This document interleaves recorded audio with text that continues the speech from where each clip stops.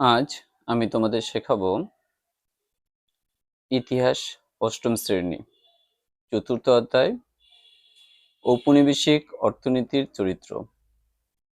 আগে তোমাদের পার্ট 1 এবং পার্ট 2 ছোট প্রশ্ন দেওয়া হয়েছে, এটি পার্ট 3 ছোট প্রশ্ন।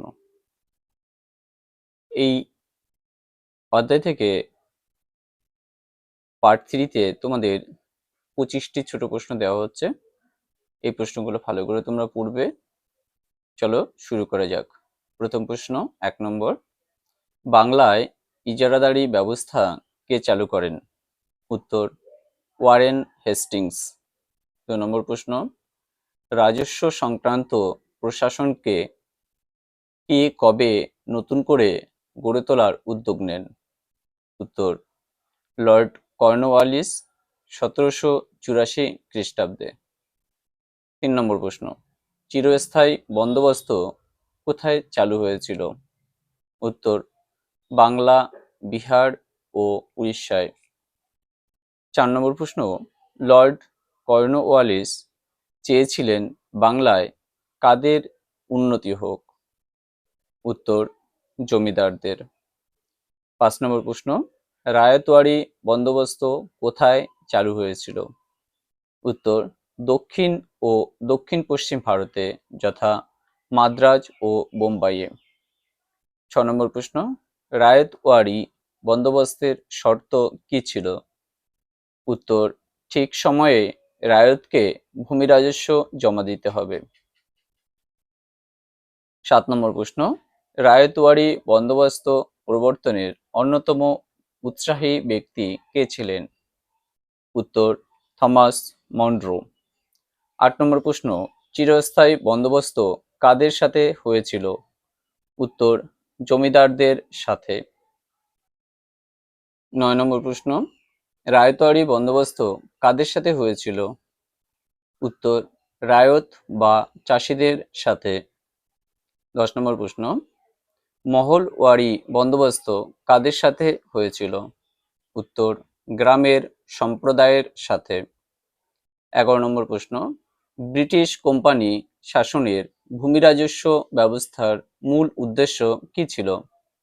উত্তর যত বেশি সম্ভব রাজস্ব আদায় করা। 12 নম্বর প্রশ্ন, পল্লী গ্রামস্থ প্রজাদের দুরবস্থা প্রবন্ধের লেখক কে? উত্তর অক্ষয় কুমার দত্ত। 13 নম্বর প্রশ্ন, কত খ্রিস্টাব্দ পর্যন্ত জমি কেনার বিষয়ে নীলকরদের কোনো অধিকার ছিল না?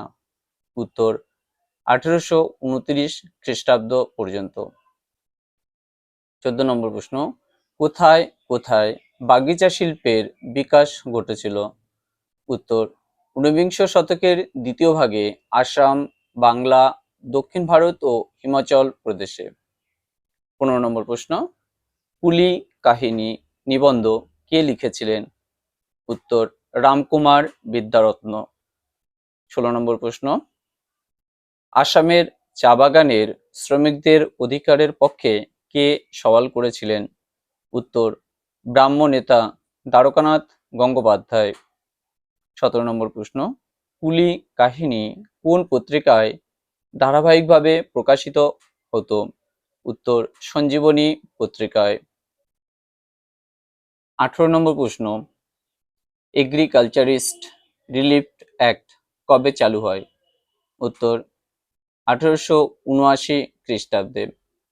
19 নম্বর প্রশ্ন, টেনেন্সি অ্যাক্ট বা প্রজাস্বত্ব আইন কবে চালু হয়? উত্তর 1885 খ্রিস্টাব্দে। 20 নম্বর প্রশ্ন, ব্রিটেনে আইন করে কবে সুতির কাপড় ব্যবহার বন্ধ করে দেয়? উত্তর 1720 খ্রিস্টাব্দে।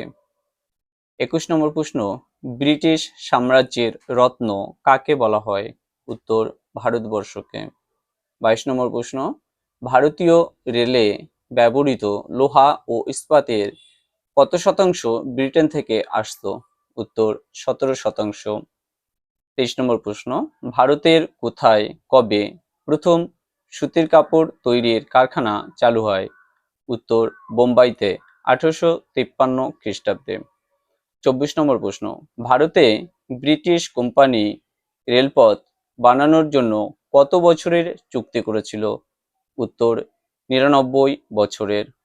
25 নম্বর প্রশ্ন, বার্মার রাজধানী কোথায় ছিল? উত্তর রেঙ্গুনে। এই ছিল আজকের 25টি প্রশ্ন, অর্থাৎ চতুর্থ অধ্যায় থেকে এই ছিল তোমাদের 25টি প্রশ্ন, অর্থাৎ এই অধ্যায় থেকে প্রশ্ন সব শেষ হলো। আমার এই ভিডিও যদি ভালো লাগে তোমরা লাইক, কমেন্ট ও শেয়ার করবে। পরবর্তী ভিডিও পাওয়ার জন্য চ্যানেলটি সাবস্ক্রাইব করে বেল আইকনটি অল করে রাখবে। সবাই সুস্থ থেকো, ভালো থেকো।